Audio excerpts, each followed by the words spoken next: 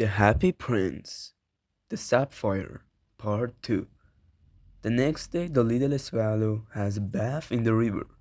There is a professor walking over the bridge. What a strange thing! A swallow in winter, says the professor. Tonight I go to Egypt, says the swallow. So he visits the public monuments of the city. When the other winter birds see him, they are surprised and say, "What a beautiful bird!" This makes the little swallow very happy. In the evening, the swallow looks at the happy prince and says, "I am going to Egypt." "A swallow, oh little swallow," says the prince, "can you stay with me another night?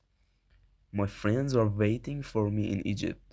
Tomorrow they are flying up the river. They are visiting the statue of the good Memnon. At midday, the yellow lions go to the water and drink.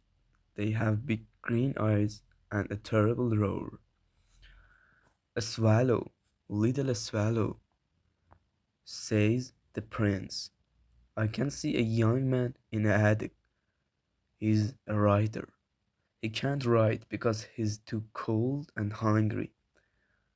"Well, I can stay with you another night," says the swallow. "Must I take him another ruby?"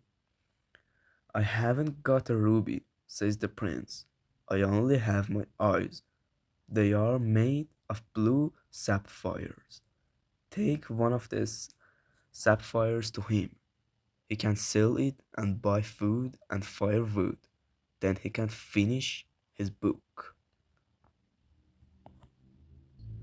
"Dear prince," says the swallow, "I can't do that." The swallow begins to cry.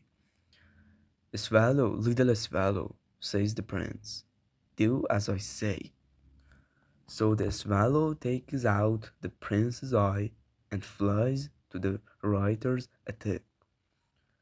When the writer sees this sapphire on his desk, he is very happy. "Now I can finish my book," says the young man. The next day the little swallow flies to the port. He looks at all the ships. In the evening he returns to the happy prince. "I'm here to say goodbye," he says. "I'm going to Egypt."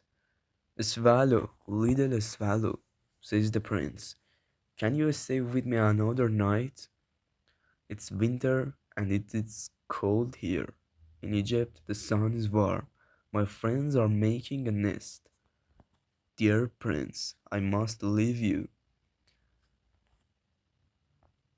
Next spring I can bring you a ruby and a sapphire." "In the street below," says the happy prince, "there is a little match girl. Look, her matches are falling in a puddle of water.